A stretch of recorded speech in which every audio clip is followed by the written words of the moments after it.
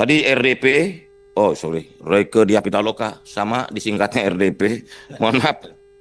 Apa dengar pendapat? Royke Diapitaloka sama juga RDP juga. Jadi roadmap sedang kita buat.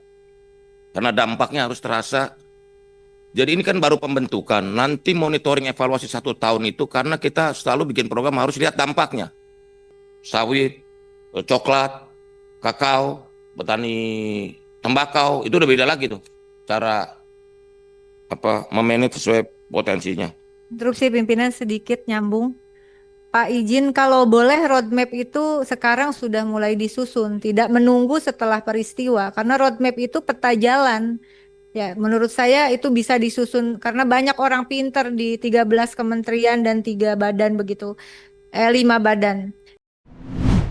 Terima kasih pimpinan dan para anggota Komisi 6 yang saya hormati. Saya ingin menjawab beberapa hal yang sangat krusial. Tadi disampaikan oleh Mas Adi soal pengelola koperasi.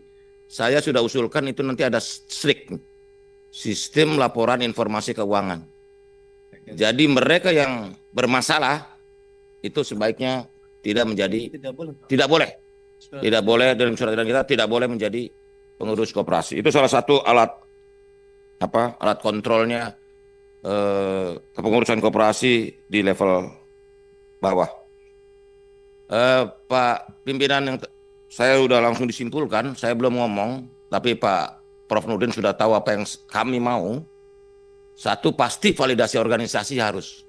Kementerian Koperasi dengan 4 kedeputian, menurut hemat kami masih kurang memadai. Kami ini cuma 400 orang, Kementerian Koperasi, dengan anggaran yang sangat minim. Tapi kita biasa di OTB, alias organisasi tanpa budget. Jadi buat kita gerak dulu. Soal duit belakangan, soal anggaran belakangan. Tapi akhirnya terasa juga mulai agak ngos-ngosan gitu. Jadi 2 hal, validasi organisasi dan juga anggaran belanja tambahan yang nanti akan kami komunikasikan ke Bapak Presiden. Karena tentu ini kerja besar, kerja berat, termasuk juga pengawasan dan monitoringnya, karena jangan sampai masalah. Nanti nanti ditambahin nanti sama Pak Wamen nih. Ini ada soal optimalisasi aset-aset yang ada. Jadi kita nggak harus bangun baru.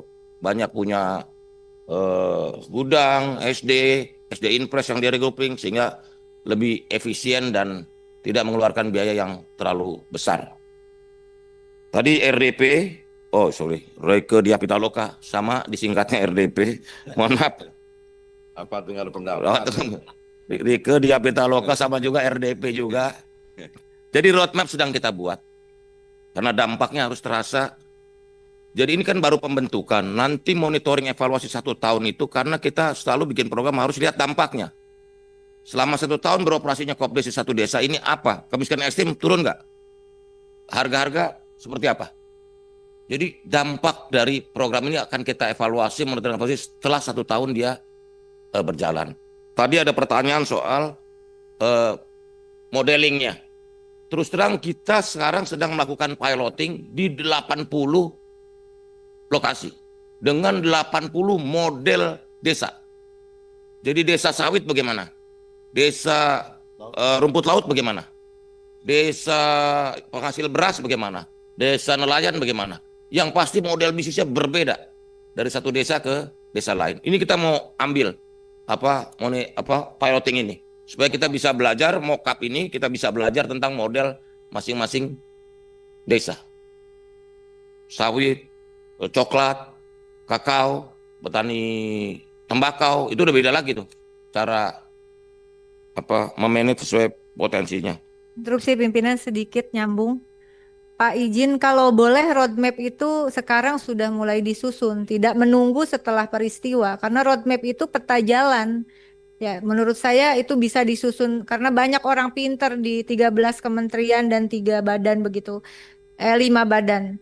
Yang kedua adalah saya memohon lagi, tadi ada desa yang ingin saya jadikan percontohan untuk riset kita. Di Bali namanya Desa Bongkasa Pertiwi, itu desa berbasis pariwisata, dan 1 desa di Cirebon berbasis perkebunan tebu. Ya, terima kasih. Badung, Kabupaten Badung. Terima kasih, Pak. Si Bu RDP. Jadi ya ini saya tulisnya di sini aja RDP kan masih. Jadi nanti itu tadi saya contohkan 80 ini dapat mockup. Mungkin akan ada banyak beberapa variasi dari kondisi-kondisi desa yang ada. Yang tentu saja approach bisnisnya, model bisnisnya akan berbeda.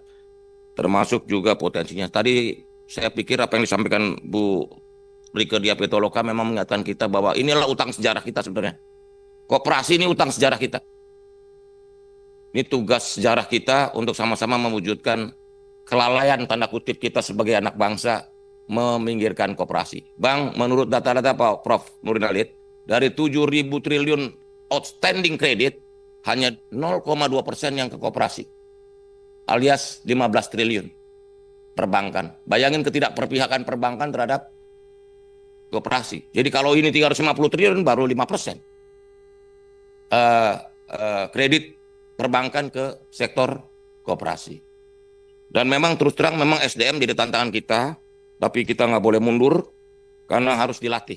Namanya bisnis, jadi melatih berkoperasi mungkin tidak terlalu lama, tapi melatih bisnis itu perlu intuisi dan juga talent-talent tertentu. Karena nggak semua orang berbakat dalam bisnis. Saya pikir itu Pak Pimpinan, karena semua hal yang sudah atau dibicarakan di forum ini sudah disimpulkan oleh Pak Pimpinan, terutama soal validasi ABT, dan kita bersama-sama ingin mengharapkan Kopdes Merah Putih ini sebagai program yang bisa mengentaskan kemiskinan dan mengangkat ekonomi rakyat khususnya di pedesaan sehingga bisa merubah tatanan sosial ekonomi kita. Saya yakin karena banyak contoh negara-negara yang maju di dunia itu desanya bukan sumber kemiskinan. Desa itu justru kekuatan utama penopang sebuah negara, terutama untuk isu-isu ketahanan pangan, ketahanan energi dan sebagainya. Demikian pimpinan. Wallahul muwaffiq ila imam mentorik. Wassalamualaikum warahmatullahi wabarakatuh.